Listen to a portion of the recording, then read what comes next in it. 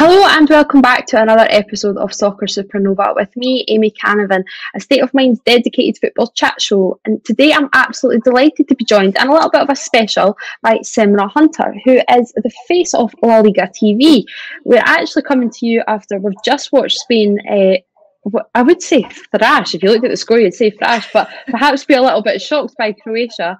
Who we all know a little bit too well here in Scotland. So it's thanks for doing us a favour and ending their journey. But Semra, thank you so much for joining me on this quite a hectic night. How are you? Well, thank you very much for having me. I'm doing really well. I'm still recovering from that crazy game, Spain against Croatia. But yeah, still reeling from it. That was quite a ride. Probably the best game that we've seen in the tournament so far. But not for the faint-hearted, especially if you're a Spain fan. But hey, we got there in the end. How are you? Absolutely, yeah, I'm doing great. Like you say, for the neutral, it's probably one of the most exciting games. With 10 minutes to go, I'm thinking, right, we've got this interview for 7:30, and we're all sorted. And no, we'll just throw in a little bit of curveball. So before we get onto the career, let's just talk about it now, and we'll delve into a little bit of your expertise. What is the mood around Spain right now with the Euros? How confident are you as the nation? And what's the sort of vibe? How far can the Spanish side go? Well, that's a good question, because it's been a pretty up and down ride, I would say, going into the tournament. I think there was a bit of optimism. Spain had done really well overall in the last couple of years under Luis Enrique since he's taken over. They're a side that is filled with so much talent and so much quality. It's a very young side as well too. They've been working on this transitional period over the last few years, phasing out that golden generation that won everything from 2008 to 2012. So it's been a bit of a bumpy ride, but they're a team that are capable of producing so much magic, while at the same time can be absolutely shambolic. So we had a little bit of both in that game today, where they can put 3, 4, 5, 6 past you, but they can also have quite a leaky defense as well too. So I think going into the tournament, there was high expectations that they would do well. Not necessarily that they would win, but they were there amongst the favorites. And so I think there was a bit of trepidation and concern that perhaps they wouldn't make it through the knockout rounds, just because they haven't been able to get through the knockout rounds at all since 2012, which was the last time that they won the competition. And so I think after the opening game, it was disappointment. It was a goalless draw. I think we expected a bit more. We saw them playing really well, but they still lacked that definition, that clinical finish in the final thirds. They were having a really hard time scoring goals, which is something that is kind of been plaguing them for some time now as well, because like I said, they can either score loads or score absolutely nothing. And so it was a bit of a rocky start, and Luis Enrique, he made some nice changes, I think, as well to the side, bringing in Jordan Moreno. That made a huge impact straight away. Then the Spanish fans, I would say, they kind of turned sour. They started to feel a little bit nervous about what was happening with Spain. They didn't necessarily think that they were going to get out of the group when they should have walked it. In all fairness, just on paper, looking at the quality that the team had compared to the others in the group, it should have been much easier than it actually was for them in the end.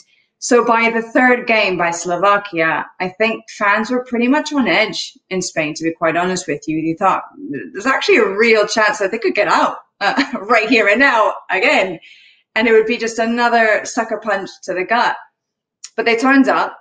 And to use this great Spanish expression, they popped the cork of the cava bottle. And so the cava starts flowing, and they put 5 past Slovakia.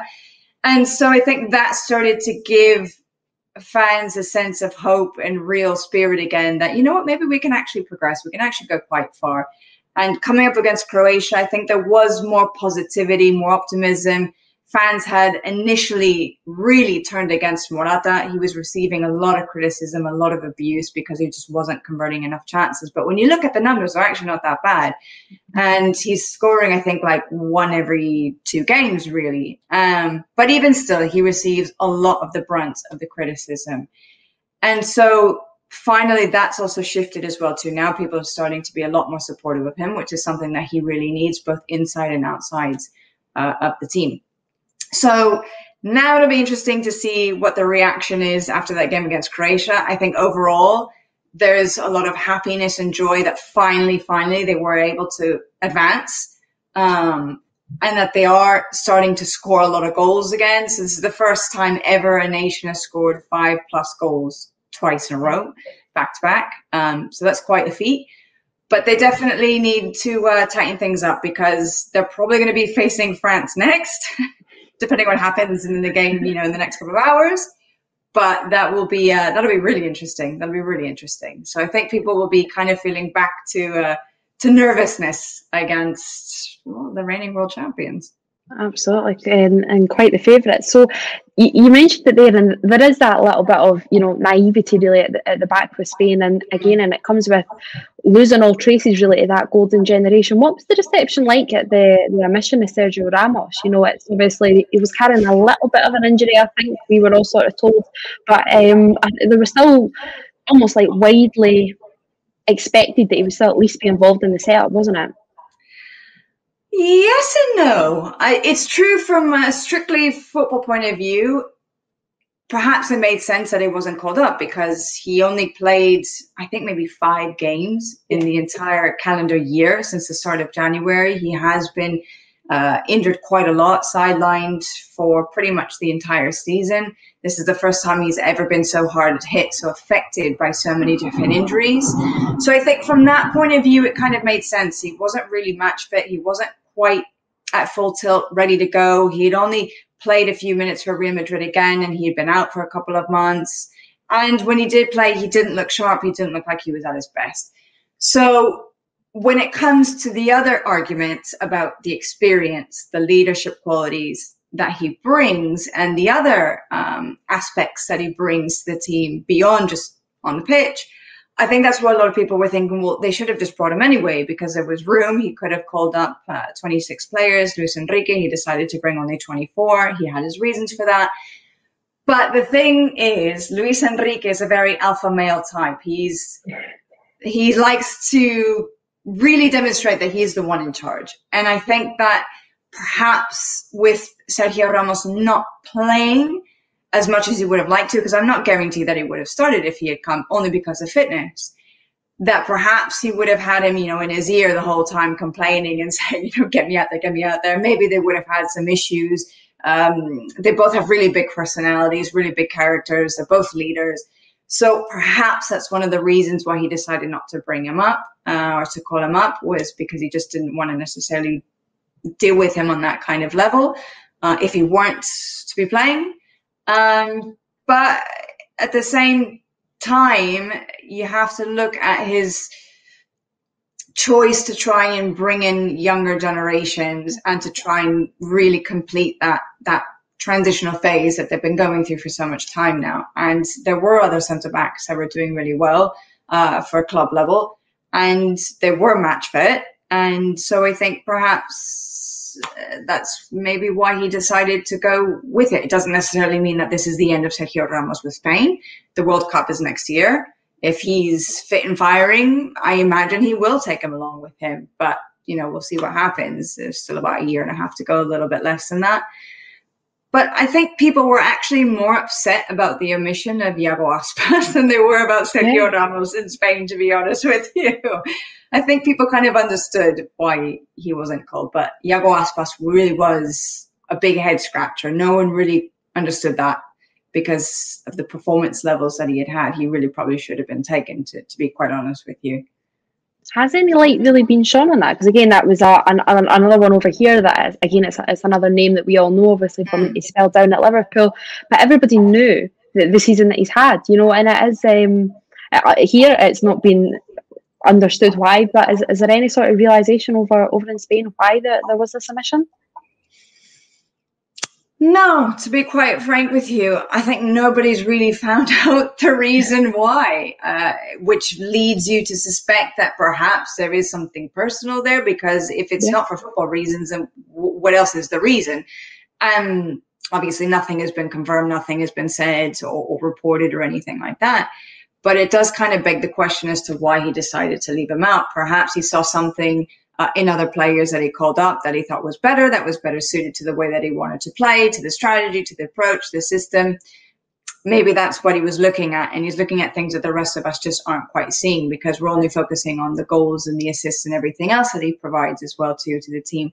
But he's such a talisman for Celta, and I know a lot of people in the UK judge Iago Aspas based on the really poor season that he had with Liverpool, but in Spain he's a completely different player and person, you know. So hopefully one day we'll find out the reasons why Luis Enrique decided not to bring him, but it honestly is a shame. So it is. And just one final question, really, probably on the setup and really on the back of the game tonight. It's something that the Scottish fans, we all know far too well about goalkeeping blunders right now. And there was I don't know who's going to top it tonight, if it's going to be Scotland or Spain. But what's the reception with David De Gea? Do you think, is there any sort of chance? Do you think maybe after tonight he could come back into the team, because it was quite a blunder from him? De Gea, you said? Yeah, De Gea, yes, to come back into the side, yeah. The only reason I would say no is because he's injured. I don't know how serious yet the injury is, because it only happened, I think, yesterday in training. So I think today they were undergoing tests to see exactly what the status is. So if that's the case, then depending on how serious it is, will he make it in time for the France-Switzerland game, which I think is on Friday? Then probably not. But in any case, I don't think he would put De Gea in anyway. And I think part of it is because Luis Enrique he's very loyal to his players. He's very loyal, especially whenever some of the players are going through rough moments, like Morata. He's incredibly faithful, loyal to them, you know. And like the other day in the press conference, he said Morata and 10 others. And so he will back you to the end of the earth and back, even if you make mistakes. And I think Unai Simon is a really interesting case, because ever since he was chosen as the Spain #1 goalkeeper about a year and a half ago, weirdly enough, it really affected his confidence. And I think part of it is that he's really young still.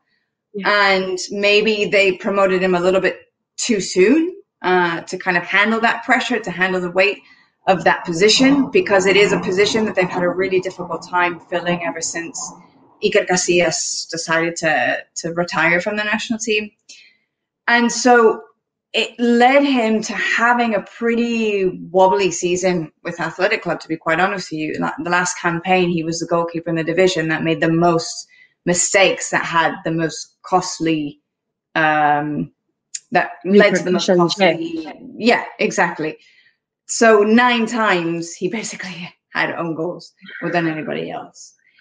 And the thing is, you look at that and there's such big blunders, but on the other hand, he's actually a really good goalkeeper, and he's capable of making some really world-class saves. And so it's kind of a conundrum, because you kind of know you're going to get a bit of both when it comes to Unai Simon. So, and again, even in the game against Croatia tonight, we saw that he made some really big top-class saves. And, you know, perhaps they could have conceded even more than just the 3 goals, which is quite a lot to begin with. But he reacted really well. He responded really well. And I think that's super important, because the first goal of the game was the one that he messed up, you know, the one that ended up going in as an own goal. But the fact that he was able to kind of put that behind him and to focus on what was coming ahead in the game, and to react really well to it and to respond to it really well, I think is a good sign. And no, I mean, I don't see any chance of Luis Enrique changing Unai Simon for anybody else, to be quite honest with you.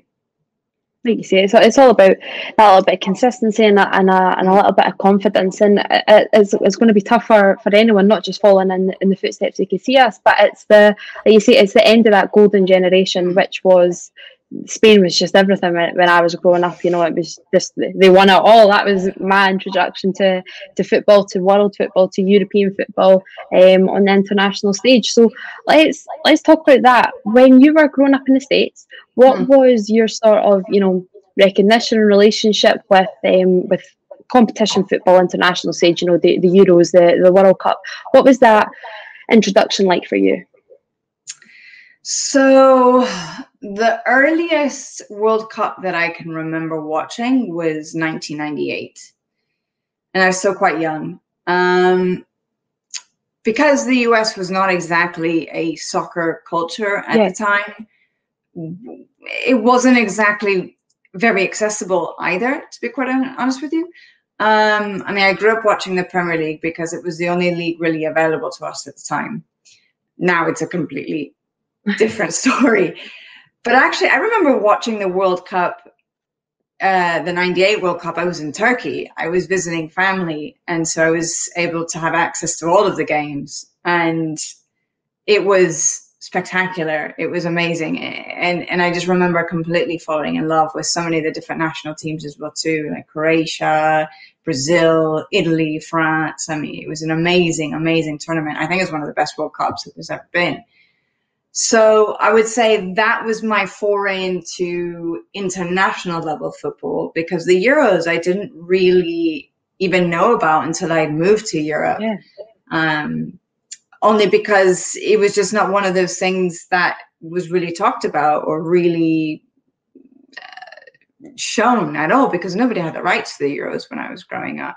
So again, it was basically, if you wanted to watch football, it was the Premier League. More or less, that was it. In terms of international leagues. Of course, there was the MLS, there was women's football. Women's football was a huge thing. It was back then, it still is, of course, now. But my introduction to it really was when I moved to Spain in 2007. And my timing was pretty impeccable. Absolutely, that is cool. The beginning of world domination in Spanish. What a time to move to Spain. But you mentioned it there, and obviously in the US, the MLS, the game for the women, it is massive over there. So what was it like when you were a young girl? You dabbled your foot and your hand really into any sort of sport, didn't you? Yeah, I did. My parents were really keen on making sure that I played sports. They wanted me to have a very healthy and active lifestyle. I was an only child. They thought it would be a nice way for me to make friends and to meet people and to develop social skills.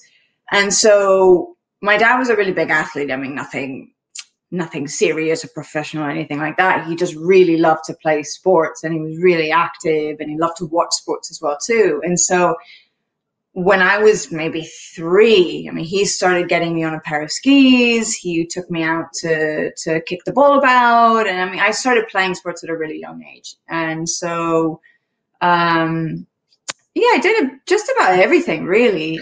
I played a bit of softball, played tennis, did swimming, ballet, which I really didn't like. Yeah, tap and jazz. Done that as well. Yeah. So you're kind of doing a bit of everything, you know. And I just stuck with soccer. I really loved it. It was the game that most, I guess, attracted me, you could say. I don't know. I just was hooked. I can't even explain why. I'm not even sure that many of us can really explain why. There's just something really, I don't know, kind of magical about this round sphere that you just kick about and you try to shoot in between the 3 posts. And I don't know, it's just a good fun. And it's just a great game, really. So I started playing pretty young. And then as I got older, I took it more seriously. I tried to play in a more competitive level. I wanted to be professional, but that ended up not working out. So that's how I ended up in broadcast journalism, talking about it instead. Absolutely, and it wasn't quite as straightforward as that, though, was it? Obviously, this is it's quite common. The more you actually look into it, you didn't go and initially study journalism or study sports or sports journalism. Do you think the career you took, it was obviously going to university? I think it was international relations. Do you think that almost set you in better stead for the eventual career in journalism, that you had that, you know, a little bit of maybe life experience and perhaps maybe more opportunities with that little bit of knowledge? Yeah, perhaps. I mean, when I was younger, I mean, my 2 sort of biggest passions back then and even now were travel and sport. And so when the professional career wasn't going to pan out for me, I had like a pretty rough moment when I was about 17, and I was really devastated because some options to play in college didn't work out. And so it was a really tough choice to say, okay, I'm going down this path, or I'm going down this path, which is to say, keep trying to play college level or just give it up and focus on something else. And that's ultimately what I decided to do. And so I had this idea about getting into the foreign service, about working for an embassy or a consulate, because I figured it was this romantic way of traveling the world and living abroad and getting to know other places and other cultures and languages and so on. But I realized very quickly into my studies that I just hated politics. So it was not a great fit for me. But, you know, you still learn a lot, and it's true. There's a lot of skills that I took with me from my experience at university, and I learned the ability to analyze, for example, which is really helpful for what I do now. It's something that I apply on a daily basis when it comes to work in football and sport. So, yeah, it was a bit of a windy path, that's for sure. But somehow I managed to make it here.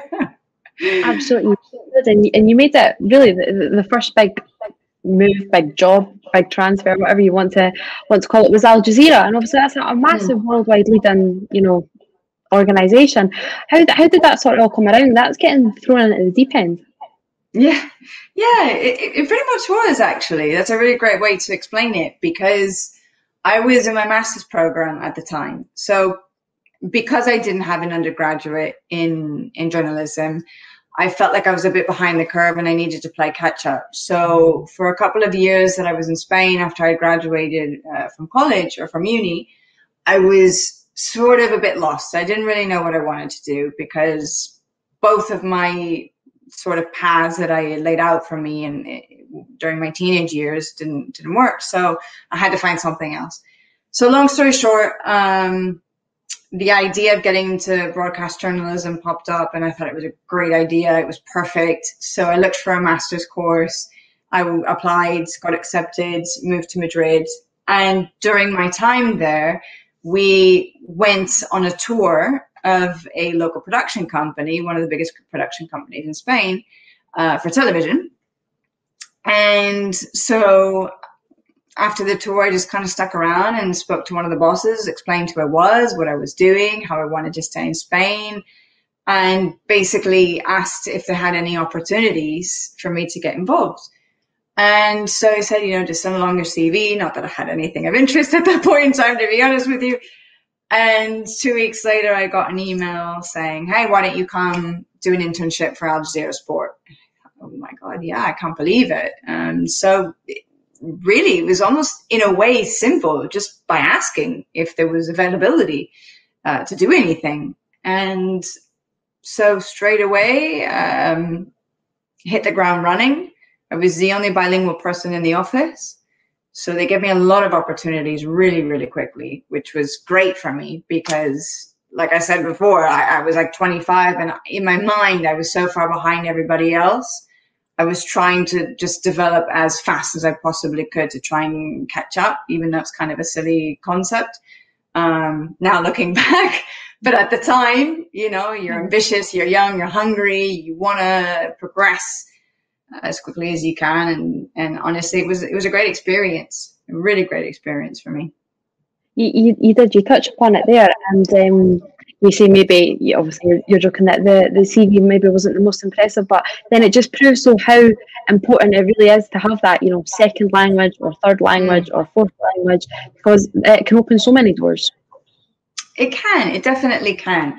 And I think also having the right attitude is really important, because if you show that you're willing to learn and that you want to expand your horizons, then I think people are quite keen to take you on, especially if you're looking to them for advice and counsel. And I think people really like that. They like to be asked for advice. They like to be asked for a bit of help because it's a chance for them to impart their own wisdom with you. And so I think that's also really, really important, beyond just, you know, having multiple languages or multiple skill sets, that kind of thing, because I really did start from zero. I had nothing, just a few months in a master's course. So it also goes to show that, you know, you can start at any point in time in your life, you know, and with basically nothing, and you can still make something out of it, which is really important. I think sometimes people think that perhaps because they don't have the experience, or they think they've started too late, that it just won't work out for them. And it's just nonsense, especially this day and age with so many different platforms. You can do things on your own. You can start your own YouTube channel. You can start your own podcast. You can write your own blog. You can do things on Twitter. You can do whatever you want. And so, yeah, it's never too late, really. It is never too late. And then, like you say, it's all about these new platforms and sort of, you know, if you want to look at the media side, it's all the new ways, the new wave of media, and that's really where the next one came. So you move from that big, you know, broadcast and sort of position to the club channel, the Real Madrid TV. Talk us through that, because it really is, it's a totally different ballgame to being a traditional journalist. It is. It definitely is, because at the end of the day, it's more promotional work, let's say, than actual journalism, because you're there to, for the obvious reason, promote the club. So even still, though, you do learn a lot of valuable skills that you can use as resources later on in life and later on in your career. But it is true that at Real Madrid TV, we had to be very careful, let's say, about the way that we postured things, or the way that we talked about things, what kind of information we were going to give, what information we weren't necessarily going to give, because it's not exactly the most unbiased reporting or journalism, but I think it's kind of, you know what you're getting into, really, whether you're watching the channel or you're working for the channel, you know what it is. So yeah, but it was still nonetheless a great place for me to really develop, because I was so inexperienced. I'd only worked for Al Jazeera for a few months at that point in time. And they gave me a lot of leeway and room to try a lot of different things. So I could write, I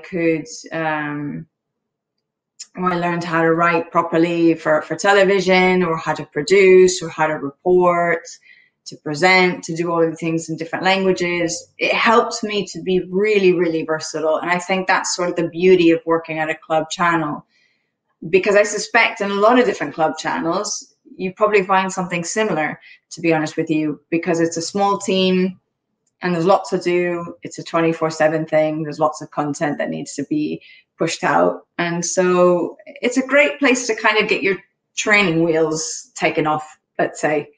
And yeah, it's a nice place. It's a nice experience. It's very different from bigger broadcasting networks, that's for sure.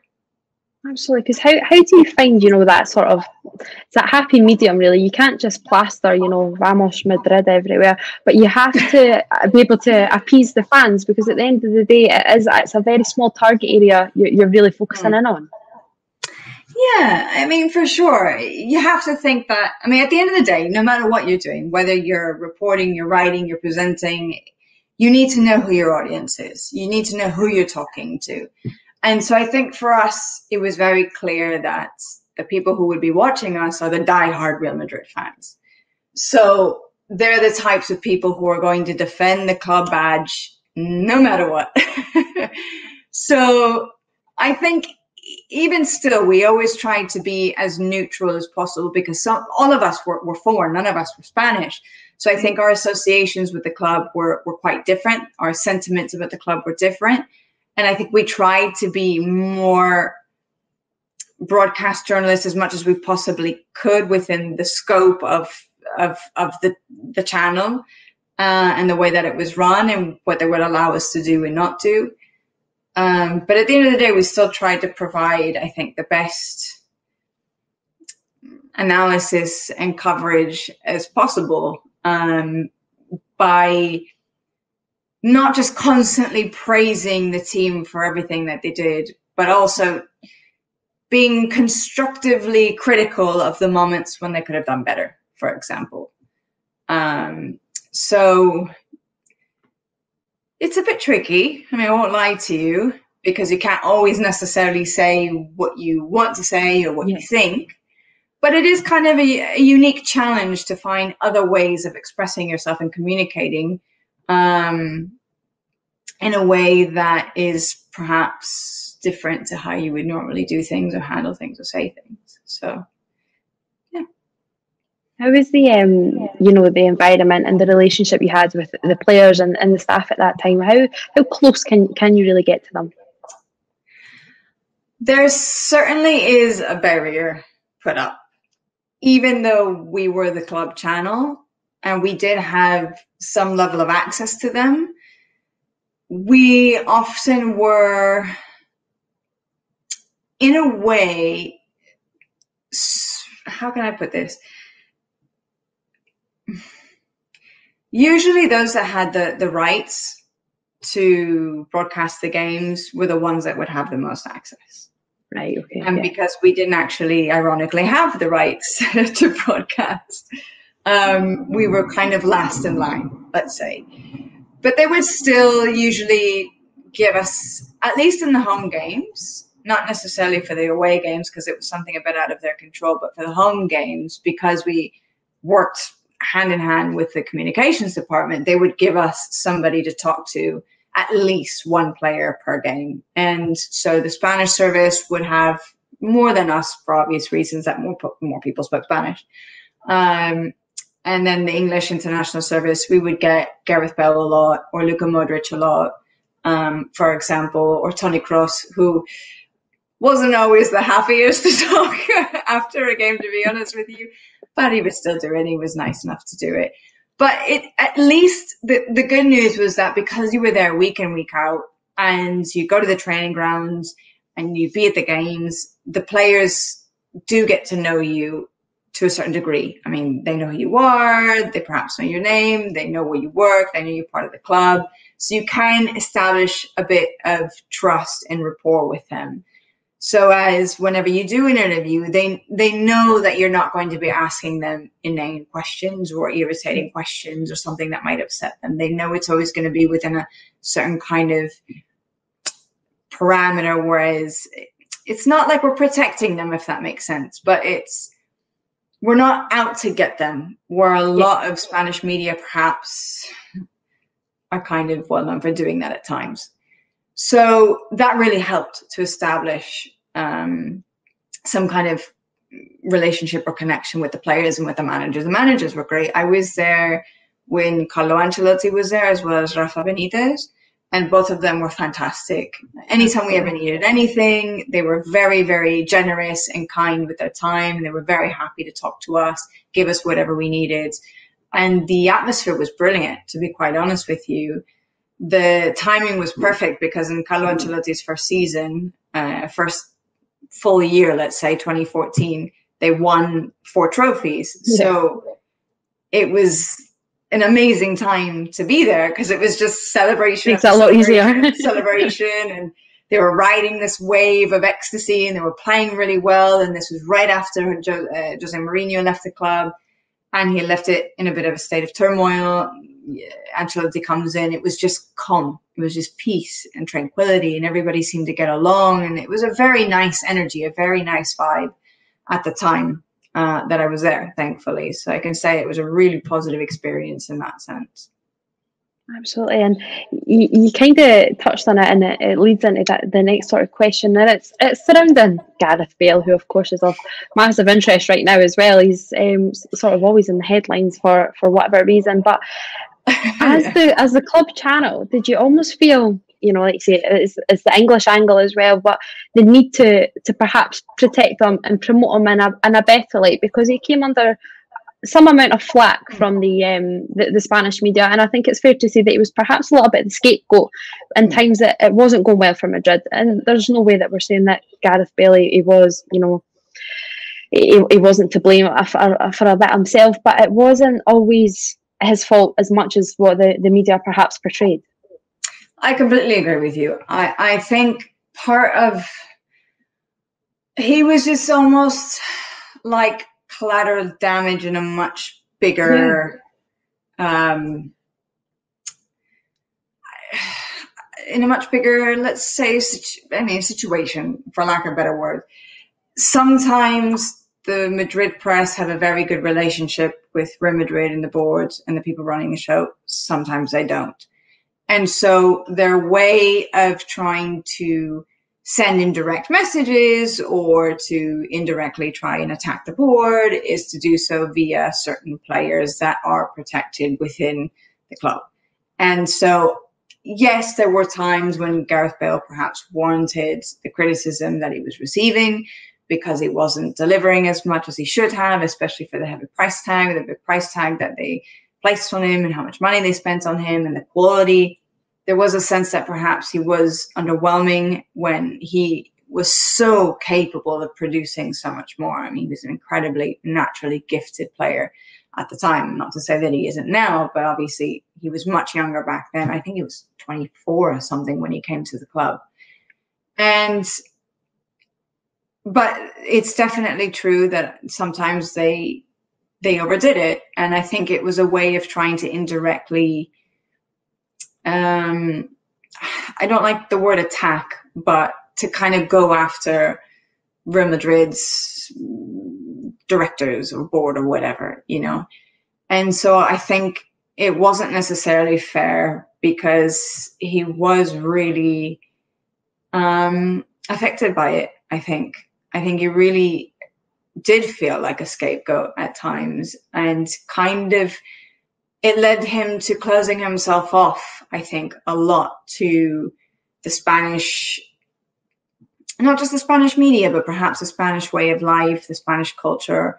And I think that kind of fed into this sort of vicious cycle of then all of a sudden the press would be upset with him because they felt that he wasn't trying hard enough to adapt or to integrate into society. But I think part of it was because he felt that anytime he was trying to do something as a public figure, he was getting attacked for it. So it was like, it kind of just played into it in a really negative way, let's say, this sort of downward spiral. And so a division, a fissure sort of appeared, really, a rift between Gareth Bale and I think, yeah, the Spanish media at the very least. So it's a tricky one, you know, because he has produced some really big moments, some special moments, some massive goals that led to silverware, and he'll be very fondly remembered and appreciated for that. But at the same time, I think Madrid fans in particular do feel a bit let down by him.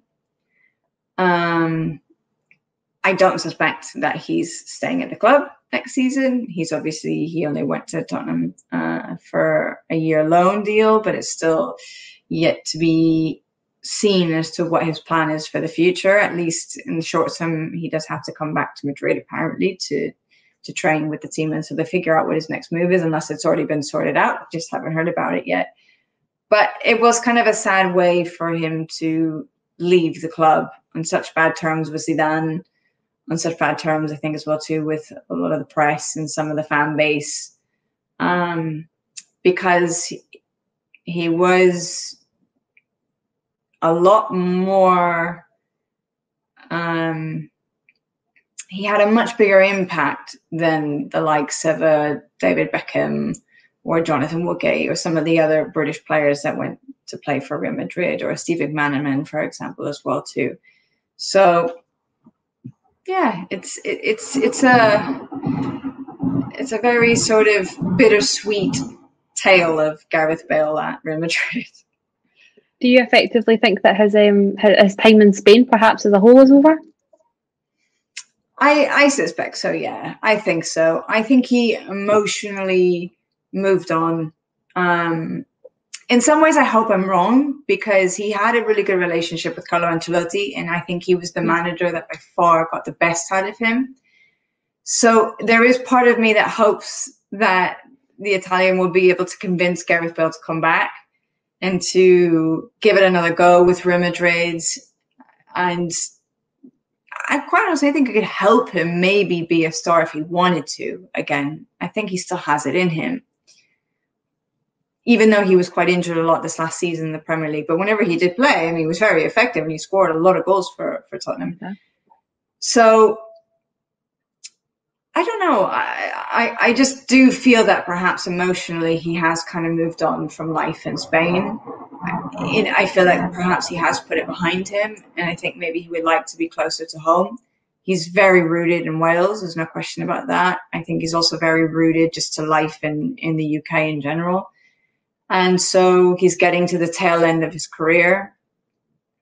And I think perhaps if he can make it happen, then he'll stay. He'll stay in the UK. I don't really see him coming back to Spain. Talking about, uproot and leaving Spain, your next move, you went out to Turkey. That's you eventually, though you did go back to Spain, of course. But what attracted you to the Turkish way of life?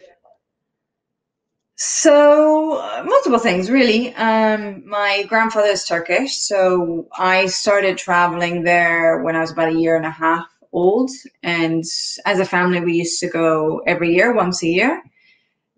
And so I was already very familiar with the country, the culture, the way of life, and I've always really loved it. So this opportunity kind of came out of nowhere, and TRT, which is Turkish Radio and Television, the national broadcaster, they decided they wanted to create an international channel as well too in English. So something along the lines of a BBC World or an Al Jazeera English, or anything like that, really. And so they created a brand new channel called TRT World. And at the time, it was very much a startup, and they were looking for people all over the place. And so colleagues who knew of my connection with the country said, well, why don't you just go for it? Why don't you have a look at the job and see if you're interested? Because I was kind of at that time a little bit tired of Spain. I'd been living there for 8 years. I had felt a little bit like I had outgrown my role at Real Madrid TV. I was looking for a new challenge. And so I applied and got the job as a sports anchor and correspondent. And I decided to throw caution to the wind and said, why not? Let's just go do it. Something different and a completely new adventure. I can also be close to family and spend more time with them as well too on a personal level.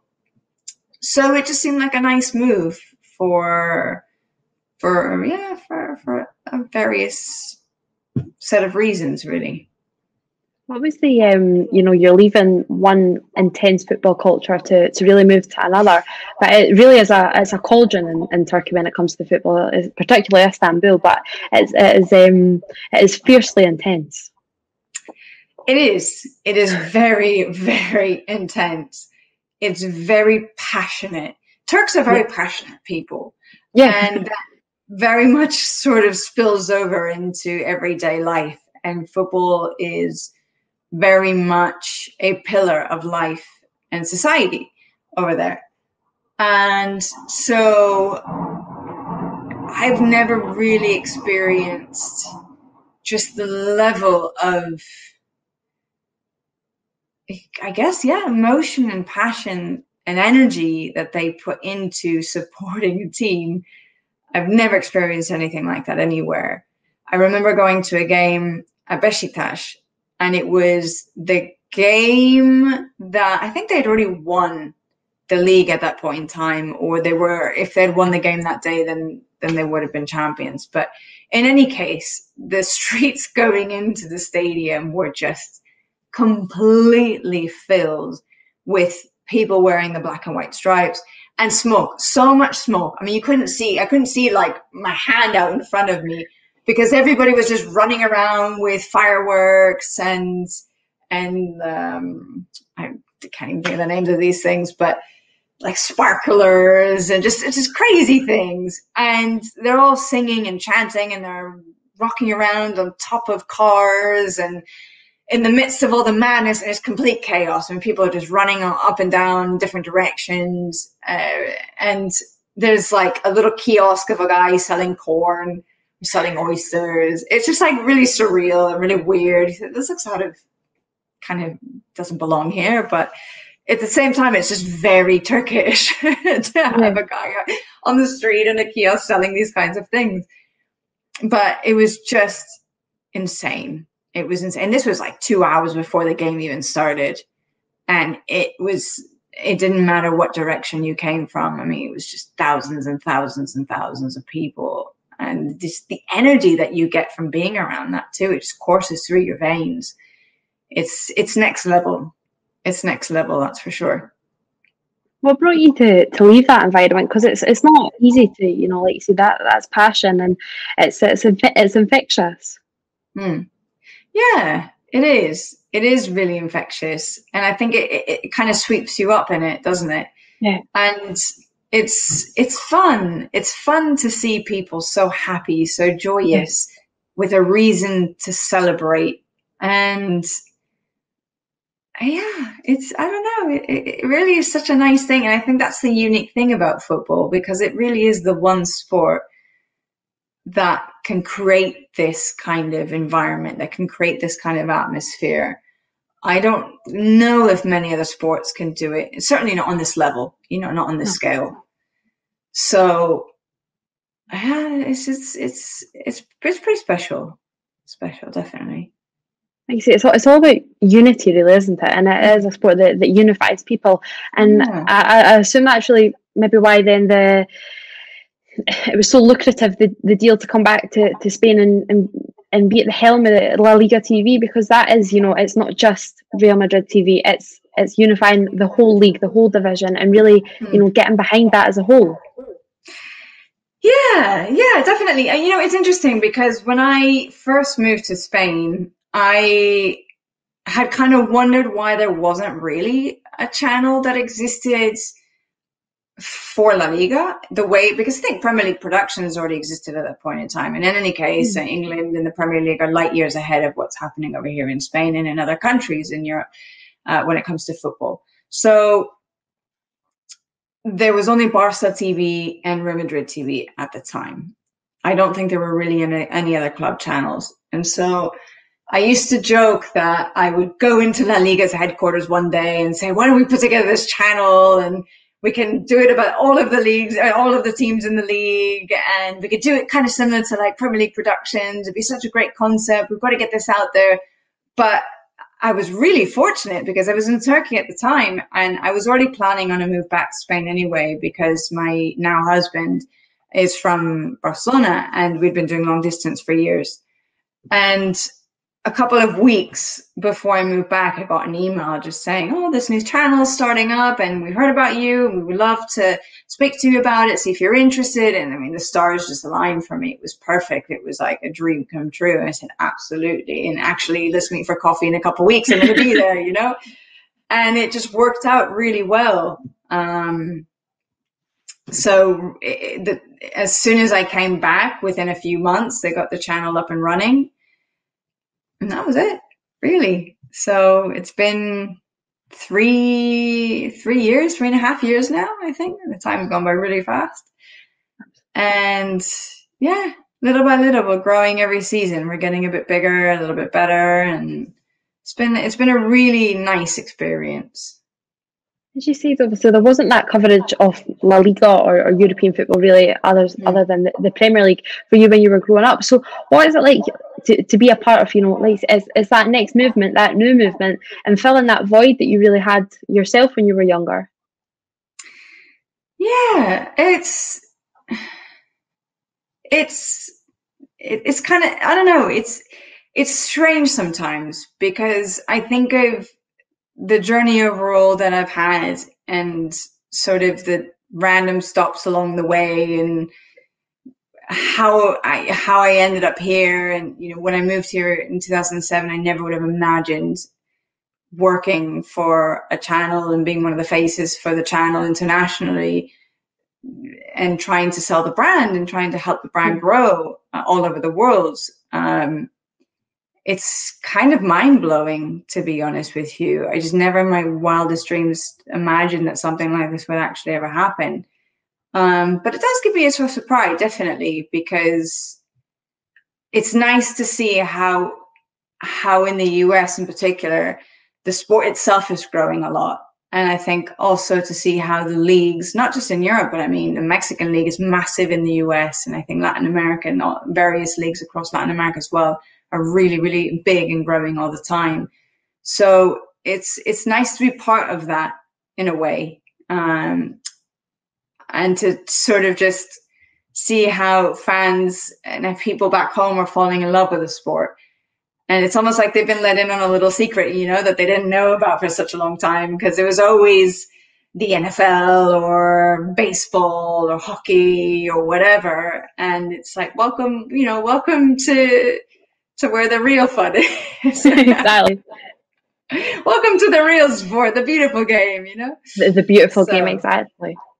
Yeah, and you and along the way, you know, you really have, like, you do, and you dabble in a little bit of everything, with the presenting, the interviewing, and a little bit of punditry as well. What's your, you know, where's your comfort at? What's the love for it? You know, like we got to speak earlier, and obviously it's when you're the presenter, you don't really get to express your opinion so much, but it's nice to be able to still share your own love of the game. Definitely. I think if I had to pick one over all of them, it's really hard, because they are very different to one another. I mean, you're right, and the roles are completely different when you're presenting, because you're meant to be just facilitating the conversation to let others talk, even though I can't help myself sometimes and I have to just slip in an opinion or two. But as long as nobody seems to mind, then I just keep going with it. But I also really enjoy the punditry, because it is an opportunity to talk about what I'm really passionate about. I am passionate about football. That's why I dedicate my life to this. And so it is nice, because it feels like, you know, the floodgates have opened, and I'm allowed to speak, and I'm allowed to share my opinions and my thoughts, and not just, you know, down at the bar with my friends. I can do it with other colleagues and other professionals and get their opinions as well too. And so it's I enjoy that a lot. It's good to have a balance, though, I think. I'm not sure that I would prefer one over the other. I think it's nice to have that healthy equilibrium. And one of the aspects that I really enjoy a lot is doing interviews with players, because by now I'm sure you can tell I like to talk a lot. So it also just comes really naturally to me. I really enjoy the social side of journalism, and meeting people and meeting different people and different personalities and different characters, and trying to find a way of getting the best out of them, and trying to help them shine in telling their stories, or in talking about whatever it is they want to talk about. So for me, that's like the trifecta: doing the interviews, presenting, and the punditry. So the triple threat, and it's I've thoroughly enjoyed our chat, and it's kind of like, and I'm not joking, the triple threat. It's that sort of mold that I think anyone in this sort of position would like to be at, who can really succeed in every position that you do. So I thank you for joining me, like I say, on this night that, thank God, Spain won. It could have been a totally different tone, but I will let you start off, and we can go and see who Spain will be facing on Friday. So SEMRA Hunter, thank you so much for joining me on Soccer Supernova. Thank you very much for having me. It's been a pleasure.